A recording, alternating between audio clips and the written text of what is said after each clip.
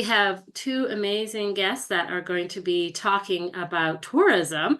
And as somebody who works in tourism in Banff National Park, I'm really excited to hear their message. So today we have Giovanna Raineri from Chile. She works as a professional outdoor guide in places like Torre del Paine National Park, La Patagonia, and other places. And more recently, she's added forest therapy into her mix and is a guide and trainer with the NFT.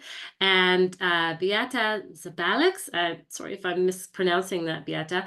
Beàta's an executive and business advisor, and she has worked worldwide in tourism and hospitality sectors.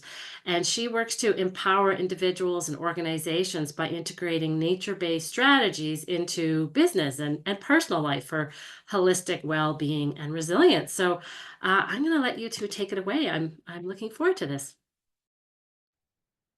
Thank you very much, Ronna. Thank you. Thank you for the introduction. Lovely to be here and lovely to meet you all. Just a couple of words about myself a little bit more. That yes, I've been working in tourism for about 2 decades, mostly with product experience development and implementation. And I have worked in all continents. And also I am an ENFD trained forest and nature therapy guide working with the practice in Switzerland. And this practice and some other relaxation practices, and as Ronna mentioned, I really find important to integrate relaxation practices for groups and individuals for daily life, and tourism is a fantastic opportunity for that. Thank you. Thank you, Ronna, for the introduction, and I'm very happy to be here today. Very grateful for this opportunity to be with Beàta, sharing our different experiences from this tourism area. As Ronna already said, I've been working with a travel company, and I had the opportunity to live in remote areas of the country where I live, which is Chile. And for the last 3 seasons, this is my 3rd year, I've been guiding in a hotel in Chiloé. So we will be sharing about this experience of bringing forest therapy or nature therapy to these settings in remote areas of the country. So thank you again for being today with us.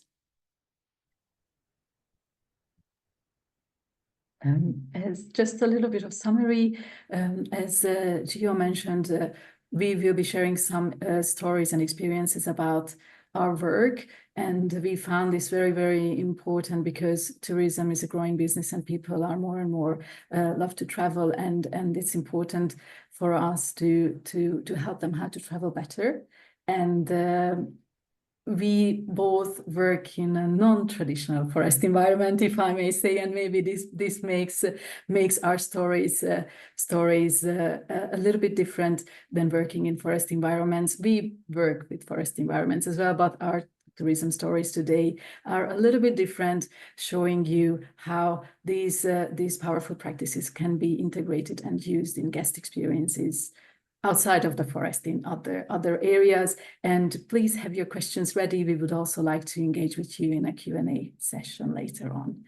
And I think Gio has a lovely introduction about her work in a beautiful lodge in Chile. Thank you, Beàta. Well, right now I am in the corner where I have internet connection. So I'm not in the wetlands where I usually guide. It's outside, but I can see from the window here.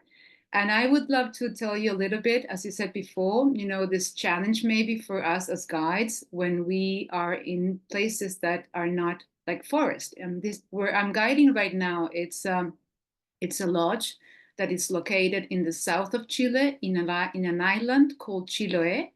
So of course we are surrounded by the sea, by the Ocean Pacific, and the hotel is located in a wetland. So I am very grateful because this is the 3rd season, as I said before, that we offer the opportunity to the guest of the hotel to have a nature bathing or nature therapy experience at the hotel, at the same land. So we don't need to take a van, we don't have to go to somewhere else. We have this experience in the same land of the hotel. So the first thing that I would love to do is to acknowledge all the beings from this land that they are allowing me to work and to bring this practice to tourism. And the experience here, I really appreciate that we're offering the experience. We're offering the nature bathing in the full board program of the guests. So this is lovely because it's not that guests are paying an extra in this experience. And we usually offer this experience on the first day when people arrive to this hotel. So for my, I mean, as being a witness of this experience, I feel that it's very wise to offer this experience on the first day when people come to a remote place, because of course everyone comes with a bucket list, with a list of things that they want to do and visit. Most of the time we go on holidays and we'll still have a lot of things to do, so we never stop. So this is a great invitation to the guest to just slow down. And I love the way that someone said last year, this is a good or nice way to arrive to the place. So in this case, people arrive on the first day and we offer this chance of nature bathing. We offer the experience based on the standard sequence of ANFT.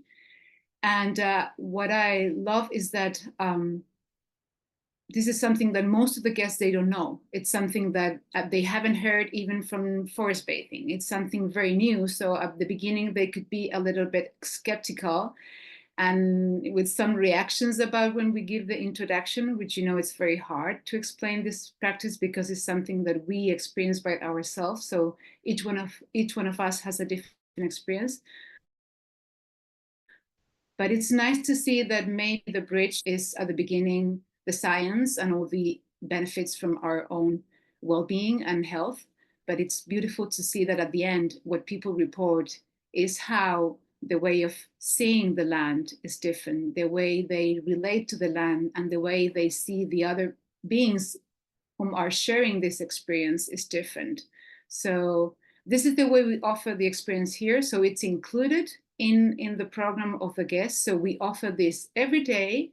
And as I'm here for a long time, I usually offer this experience in the morning and in the afternoon. So we have the chance to go out with families and friends and different groups of people that they come here. So this is just a brief explanation of what I'm doing here in the island of Chiloé in the south of Chile.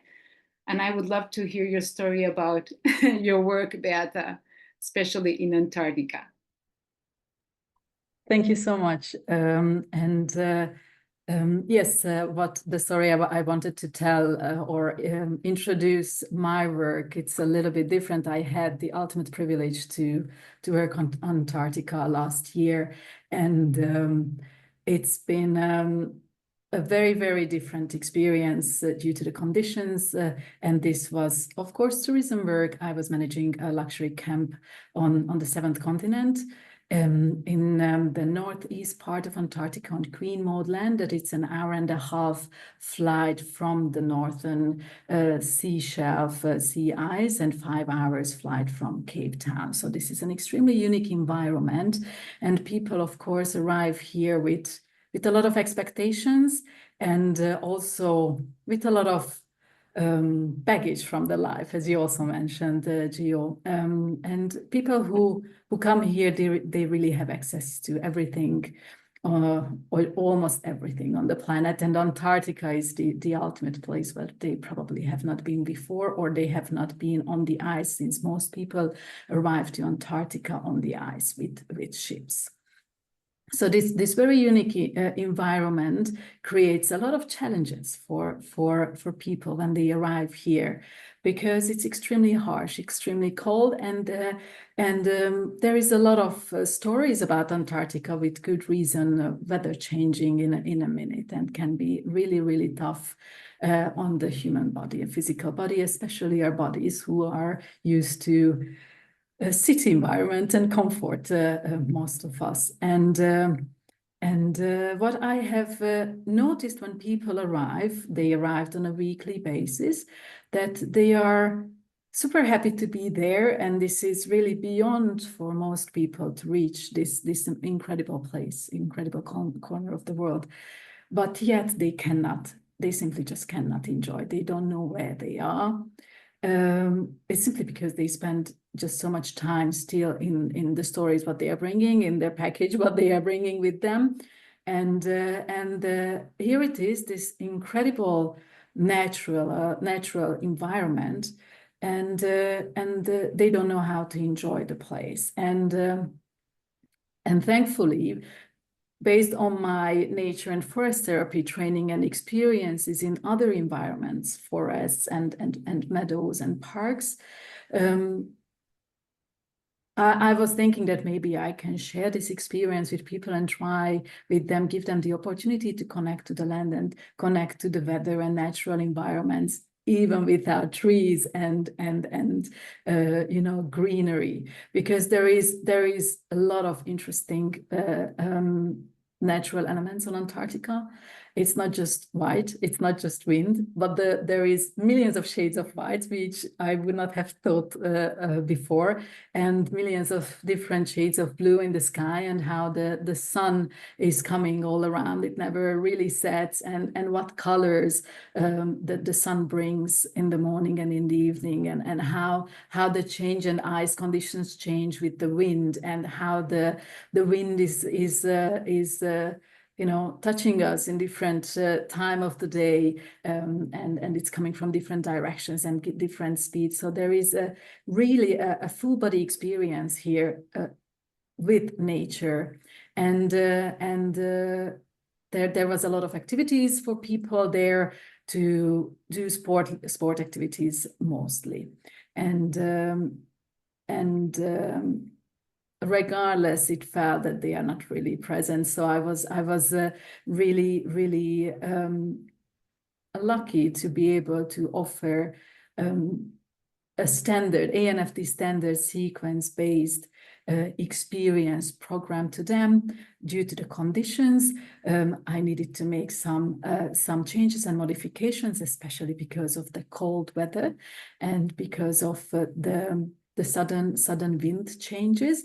But still, with most of the groups, I managed to repeat the practice, and with different groups, with most of the groups, we were out there 30 to 45 minutes, and sometimes for an hour, really immersing into the elements and the weather conditions of the ice and snow and the wind.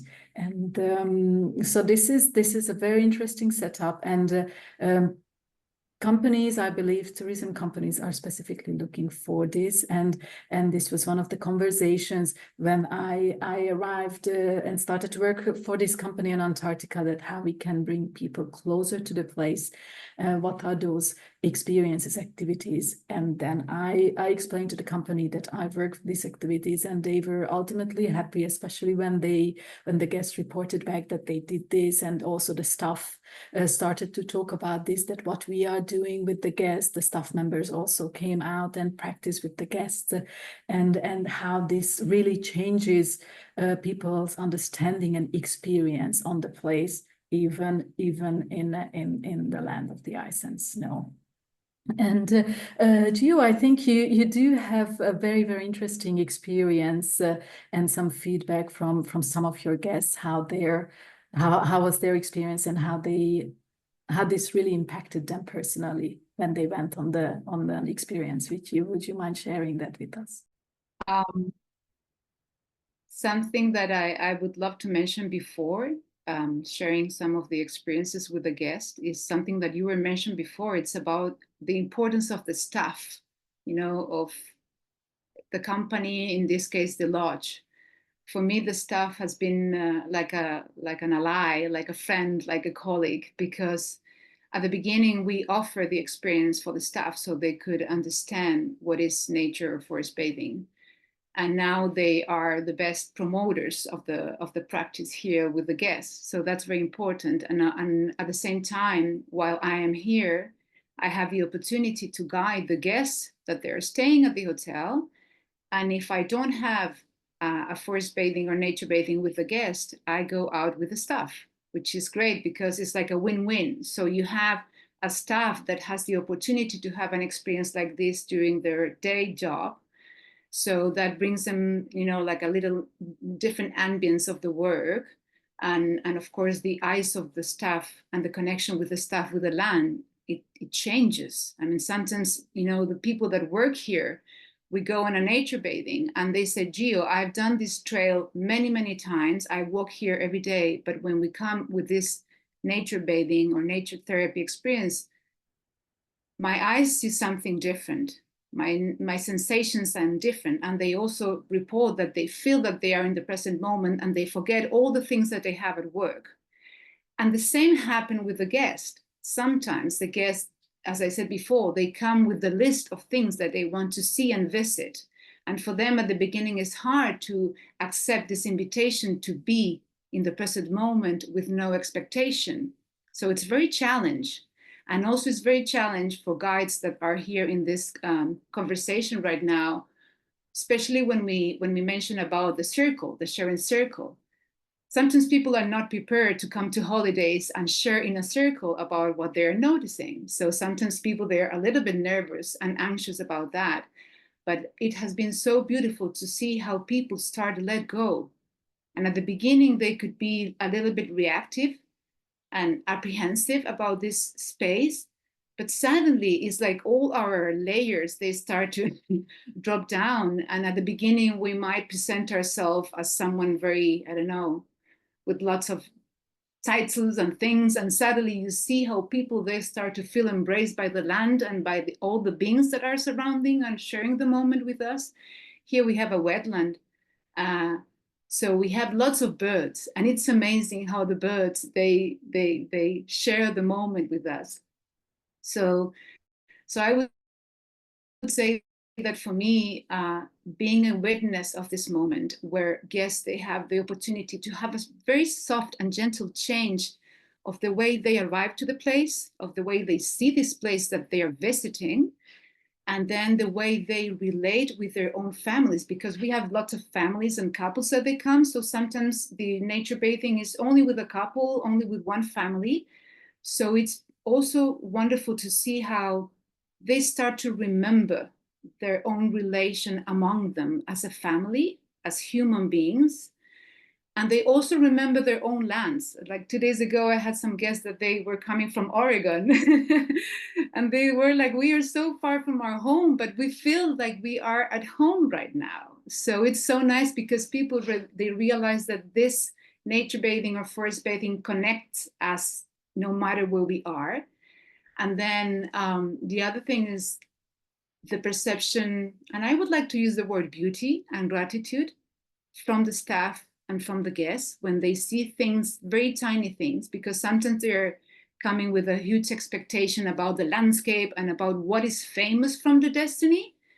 But here they stop and they share and they relate with an insect, with a bumblebee, with a flower. And it's like, oh my God, you know, and they feel so grateful about that moment with a little insect or with a flower or with a bird in the wetland. So that changes the way they relate with this land and also with the land where they come from. So yeah, I would give you lots of examples, and I don't want to go because I could spend many hours, but I could say that for me, this is being the witness of this experiences with guests at the hotel and also the staff, is to confirm this relational approach of ANFTNT. Is like something soft change in the way we relate with others, with human beings, with the beings that are sharing the moment with us, and the way we see the land.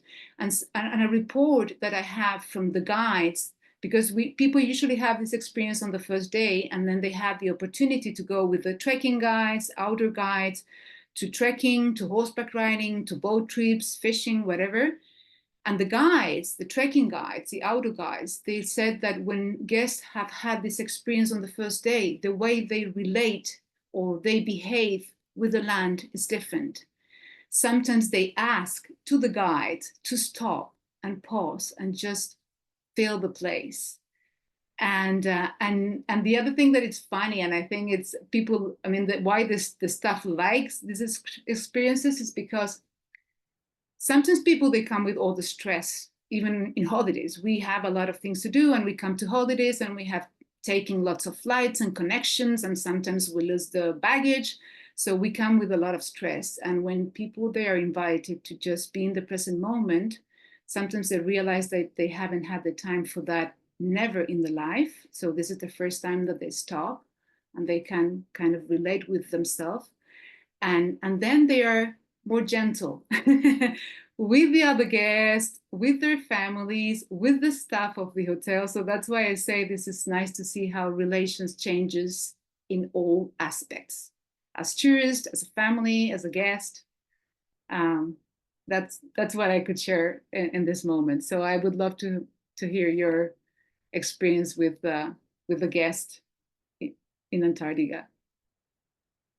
Thank you very much, and I really appreciate you mentioning the relationship. And this is just so beautiful what you shared, because I have seen similar things with the guests in the ice environment. That I would like to tell one particular story. So there was one guest who was just really not having a good time. So he had a lot of difficulties arriving there. And of course, most of these guests were coming from an environment who had, running multiple businesses, never literally having the time to stop weekends or holidays, or really taking care of themselves or the families. And they would not share this publicly. But when you are in a very remote place in the world with another 10 people only, then you open up sometimes better. And this is how I learned the background of some of these guests, and really the difficulties what they've been going through, despite the public may see them as successful people, but that not necessarily that is what under the surface. And there was this one particular guest who I noticed was just simply not having a good time. He was traveling by himself because of a loss in the family, and he just really wanted to get to Antarctica and be on the ice, but obviously he couldn't enjoy. He was having challenges with the staff. He was not having a good time with the other guests. There were constant discussions and really not pleasant environment for anybody. And he just the guides, the activity guides told me that he just really cannot enjoy the activities. And so I decided I really need to do something to make this unique and maybe once in a lifetime experience. Is a much better experience for him. Who knows when he will have the opportunity to come back again. And it goes, of course, to the other guests as well, whose experience was also, impacted because of the not so friendly and not so pleasant environment. So I decided, I invited this gentleman to come out for a relaxation session. I called him out to do a nature therapy session on the ice. And I explained to him first that this will be a very gentle and slow practice. But and of course this is just optional for him. But I told him that maybe this could help him to be more present and enjoy the trip much better. And then another guest came, and of course I needed to take a staff member, which I was really happy about. That there is also safety, reasons. There's also always more people with the group on the ice. And so we went through this. It was a beautiful sunny day, cold still, minus 18 Celsius, but we did have everything what we needed: sun, lights, a little bit of wind, and it was. I think we were all crying at the end. We were all very, very emotional. Because of the opportunity to really be present and really build this relationship with the land, as you mentioned. And suddenly, even the other guests who were there, they changed, the behavior changed, as you also mentioned. The perception, how they looked at each other, and how they started to communicate, and also how they communicated during the session with the staff member as well. So it was, apologize, sorry. So I really also noticed that this slow experience, sensory experience, where we just there and connecting with nature, connecting with the wind, with the ice, with the cold, you know, with our full body. There is really, you cannot escape that. You are there with your full body, and how this full body experience really helps to change the view people look at each other and look at the place. And this particular gentleman who I originally organized the session said that he normally talks a lot about anything and everything, but now he's speechless and he does not want to talk. He just wants to stay with the experience and what it really meant for him. And it really made me think that, you know, some people have the privilege to get any luxury treatment, any, you know, access to any treatments, any modalities, anything to make their life happier and help their situation, whatever situation they may go through. And for this gentleman, technically one of the simplest things, connecting to the environment through the senses, was the largest help, one of the greatest helps he could have received in his life. At least that's what he also admitted, that regardless how much you know, financial security and financial opportunity he has literally to get almost anything and any treatment and any specialists, the simplest, one of the simplest things that is rooted in our existence, we just forget in everyday life, just simply being present and connect to our environment, can be the greatest gift and can have the largest impact on our lives. And I was extremely content and to have this opportunity to show these few people how to remember and how to go through an experience to really be with themselves and with the environment. And they said, not just this gentleman, but after the other groups I had the experience with, they all said that this should be part of their everyday life, you know, that they started to appreciate the continent, regardless the harsh conditions and the challenging, demanding conditions. They started to really appreciate the place where they were, and they started to appreciate, enjoy the other activities, as you have also mentioned, the other activities much better, because they had a different connection with the place. And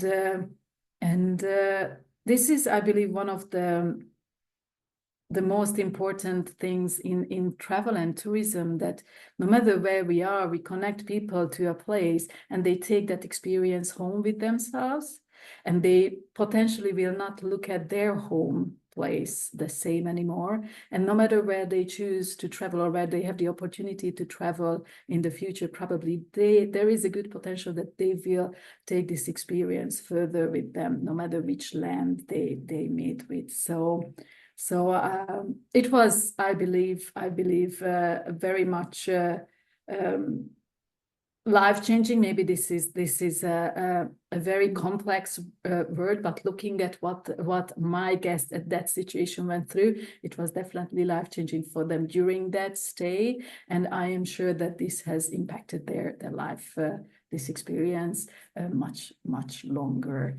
And I think this is one of really the beauties, what I see, that how with sometimes the smallest things we can influence people's behavior and people choices, because then they became more friendly with each other.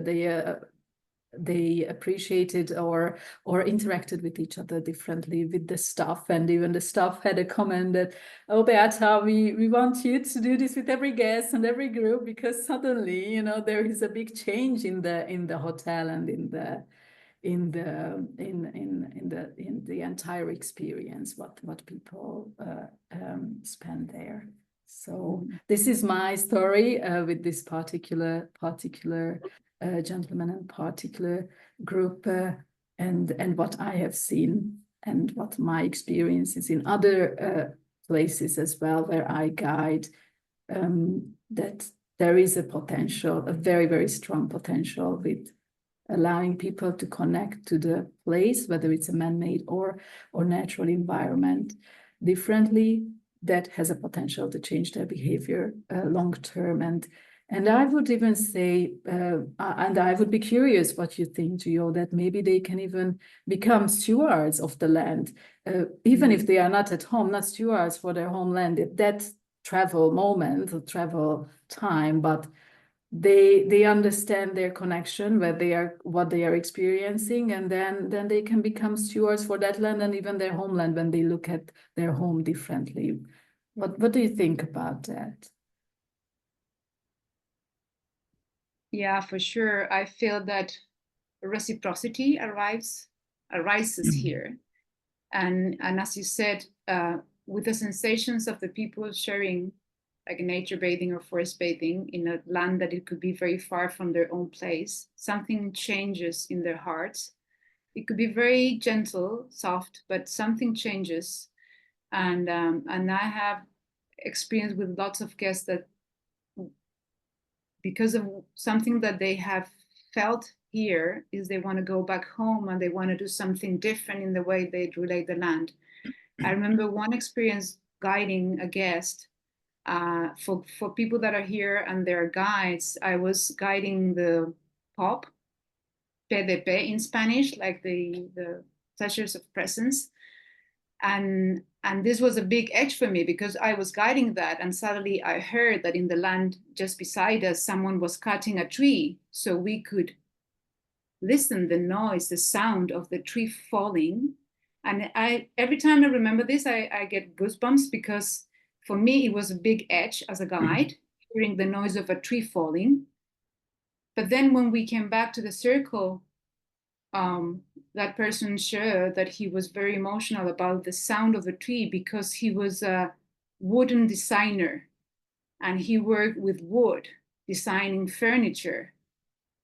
And he thought and he felt like the death of the tree in that moment. And he said, I had to go back home and I have to plant a lot of trees because of the work I'm doing. So as a guide, it was very edgy for me. And then I said, well, we have to trust the forest and we have to trust nature, that this happened because it had to happen for him. And things like that, they happen. It's like yesterday I had two tour operators that they went on a nature bathing, and she said, I want to go back home and I want to do this at home and even in my garden. So those simple things, as you said, that, I mean, we're talking about maybe these experiences that we both of us are offering are offered in luxury places, but the practice that we are facilitating is something that everyone can do it at home, in a backyard, in an orchard, in the square in front of your street, even if you live in an apartment, just opening your window. So I feel that this is so beautiful because people realize that this is not something difficult and we can bring this practice home. And of course, it's bringing you a connection with the place that you have visited. So, well, we could continue, but I know we have time to respect and we have a schedule, and I think it's already 35 minutes. So, but that's in general, I think that we wanted to share about these experiences with tourism, how it changes the relation and the behavior of the people when they visit a land and when they go back home with different eyes, with a different perspective, with a different sensation of their own bodies and their own relations and also the hearts. So yes, thank you. Absolutely. And as you mentioned, the heart, I truly believe that with this relationship to the land, regardless the land, whether it's a forest, it's a meadow, it's the eyes, or it's a beautiful beach, whatever there is, or our backyard, there is really the potential to start to heal the relationships, really, regardless the place where they are. And I think we in tourism, we have the great opportunity because people are excited anyway to get to know to a place, and we can really give them a different tool how to understand that place and how to experience and enjoy that place better. And that has additional benefits that maybe they enjoy the rest of their stay in that place differently, whether they go to a botanical garden or just stroll on the street with people. Suddenly the sensory experience and the full body experience become different in other environments as well. And I think this has the potential to really start to heal connections between the places and people, between people and people as well. But as you mentioned, we are mostly, the two of us are working or have worked in luxury environments, and I believe this is one of the way to start collaboration with places in a business perspective. As we wanted to share a couple of experiences and ideas about collaboration opportunities. So yes, in Antarctica, this was a luxury environment. However, there is an opportunity with other tour operators and maybe wellness companies. That's one of the other big topic, luxury, maybe because it's trendy and people are looking for something different. Wellness hotels, because this could fit in the mental health and physical health program, and maybe eco hotels, as your lodge is right in nature. No, this is a very good opportunity to bring the practice to places where nature is anyway built into the business strategy of the place or the business plan of the place. What do you think? I had a question. I have a question for both of you because this is what's coming up. So, and we only have 7 or 8 minutes left. So no, sorry. So I'm curious, there's a couple of questions as to how we convince management to invite us to come and do that. So how, like maybe 1 or 2 suggestions as to how do you get in and convince them to, or, propose for them to try this. So, and then I have one more for you, Beàta, about after that. Yeah.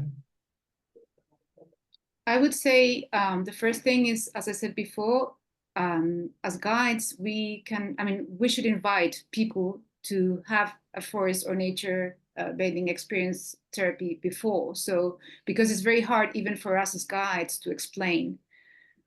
This is like a unique, personal, intimate experience. So it's very different when they experience that themselves and they understand.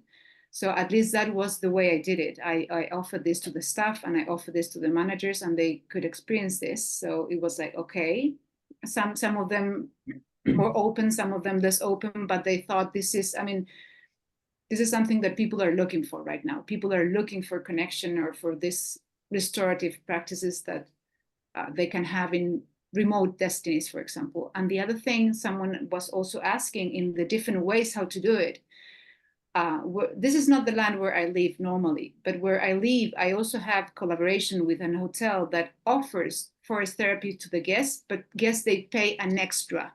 It's not included. So you have in some cases, the hotel can offer this experience, which is probably the hardest one to find. But then if you offer the experience in the program, I would suggest offer this to the staff because it's going to be a win-win for the company and also for everyone. And then they can pay an extra, so the hotel doesn't have to spend a lot of money in your guiding.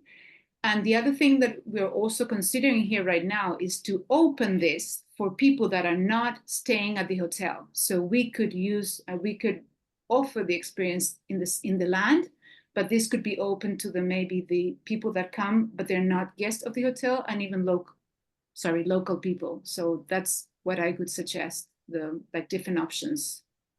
I don't know if that answered the question, Rana. That was perfect, Gio. I would also add, if you have a tourism industry within your area, take them out because then they become advocates and they might be that link to that hotel person if you don't know who they are. So thank you, Gio.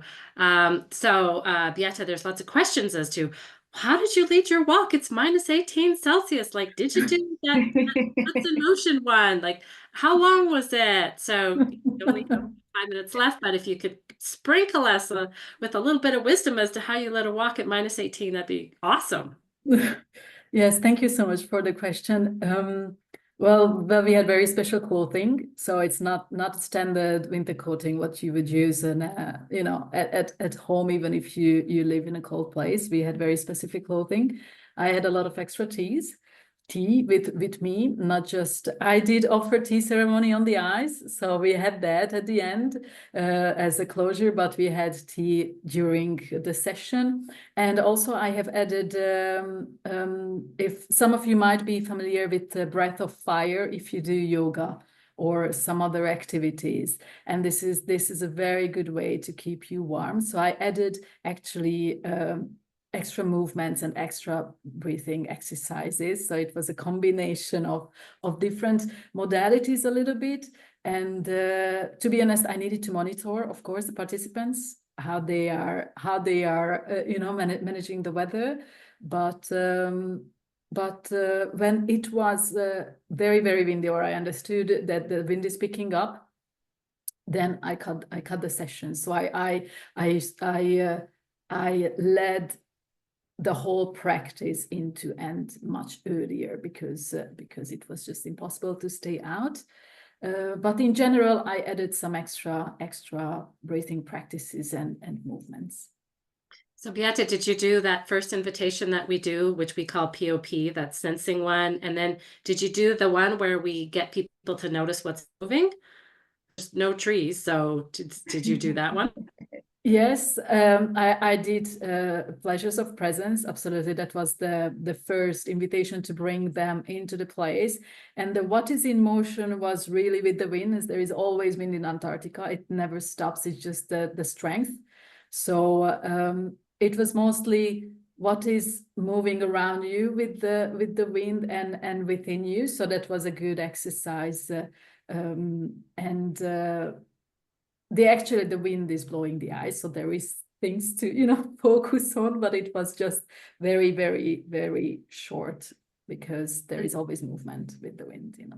So were those the two main ones you did? Like, you know, was that the two main invitations you did, or did you do others? And how long was the walk in the end? Yes, so it really depended on the weather. I had one session that was 1 hour long. And I did, as in my back image, if you see, I did invitations that the participants were really watching the snow and the shapes and the colors. And there was opportunity to touch the snow as well, but I really tried to keep their skin as dry as possible for safety reasons. So it was a lot with sensing with the skin on your face and, you know, watching and just with closed eyes, really experiencing how the wind is around you, how the sun is shining on your face, and how the temperature you feel on the skin, mostly on the face. And a lot of you watching and viewing that. These were the invitations I used the most for safety reasons. And I think the shortest one was around half an hour, where the wind picked up, and I needed to make sure that they don't get, you know, too cold, and nobody has any challenges later on. But it's so from 30 minutes till 1 hour. I did not do longer than 1 hour. I think that is the maximum that people managed. Yeah. Yeah, I like how you had a cutoff point. You know, safety's first when you're talking about winter environments, and you had a cutoff point, and you knew what that was, and then it's time to transition them back. So, fascinating stories. Thank you both so much for sharing your wisdom and your experiences. I can already hear people taking lots of notes as to, I'm going to go check out some various hotels in my area. So thank you again. Yeah. If I may add just quickly one more thing, that I think it's for collaborations and opportunities for the guides, and I think hotels are absolutely, you know, one of the main places or doors to get into tourism, but yes, it's not easy, not always easy. So it's really, really important not to get discouraged, if some hotels or multiple hotels will say no, and because it's not always easy to translate the value, and sometimes the management or the place business concept is just simply not matching, or that's not what they are looking for. What I found, it's collaborating with the local tourism boards. So I have collaboration with the big national tourism boards, the Swiss tourism boards. My programs are available there. But on the other hand, my local city tourism board denied the offer to work together. However, I went to the neighboring one, so they said yes. So, I just wanted to give encouragement to the community out there that there will be, management teams in different tourism companies who will not be open, but just don't get discouraged. Go to the next one, and when they see that you have good results and guests are interested and guests are looking for, then others will also be interested, because I think references are one of the most powerful tools to get into new businesses, where you can show that you have worked together with the tourism board or some sort of tour operator. So it's not always easy, and I just want to make sure that nobody gets discouraged. But there is a lot of opportunities out there. The well-being tourism is growing and will be growing. As you also mentioned, people are looking for health experiences, mental and physical health experiences. So I think there is wonderful opportunities to bring this practice to the travelers. And just one last quick question, Beàta. You just to clarify, or both of you, when you did these walks for management or tourism, just to build relationships, you did these for free, did you, or did you charge? Yeah, so you do them for free. Yeah. Okay. So finding ways to partner with people, doing these walks for free, planting lots of seeds, and sometimes if seeds don't grow now, they might later. So thank you so much for your stories and your wisdom. There's lots of people are saying things in the chat. So thank you again. So crew, we are going to take a break till 10 o'clock Pacific time, and we'll see you back for our next speaker.